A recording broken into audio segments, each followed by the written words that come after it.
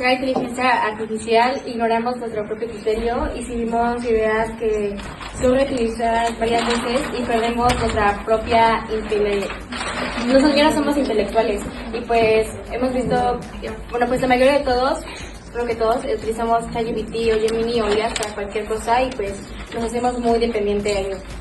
Igual yo diría que sí, la inteligencia artificial es muy buena, pero no la queremos... presentación básicamente se basa en cómo es que los líderes en los 2035 van a ser, cómo es que pensamos y cómo se va a pues ir dirigiendo a cada país, siendo cada presidente o incluso con líderes pequeños que fueran comunidades pequeñas. Pensamos que realmente cada uno necesita ciertas como necesidades para poder llegar a ser un líder que sea bueno y sea respetado por las demás personas. Entonces, pues hemos puesto Después ser respetuoso para tener y entablar una conversación democrática y en la que nos estamos seguros. Tenemos que tener respeto hacia las otras personas, no podemos agredirlas o simplemente tratarlas más, hay que tratar a las demás personas con respeto. Lo que quisimos representar es como lo que queremos que sea en el futuro y como está en la actualidad nuestra sociedad. A diferencia de otros equipos, no es una presentación visual, es ¿A quién le gusta la música? Sí.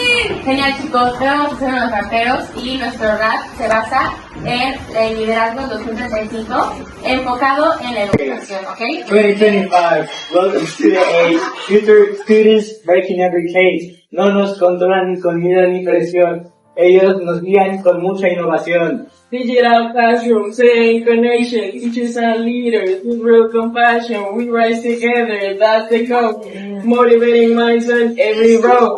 Color drivers shining all over the place. Students learning fast in their pace. No discrimination, no division today. Futures leaders show a better way. Futuristic leader doesn't hyperframe. Helps them be sitting while breaking down the scientists studying math, coding. Todos sitting inside their class, but humans on the throne don't at last. Disfrutan ideas, generan división, carrying voices in submission. Hey, energy, smart, shit is dope. Leaders teach it how the world will grow. AI, strong, solar, right. Studying this, let's go to the right. Toma nace, powerful brain, learning from failure, growing to pain. No limits, no fear, hear the ground. Future generation, changing the ground. 2025, open your eyes, where the future will rise. Respect technology and evolution, united towards solutions. We're the future leaders ready to rise.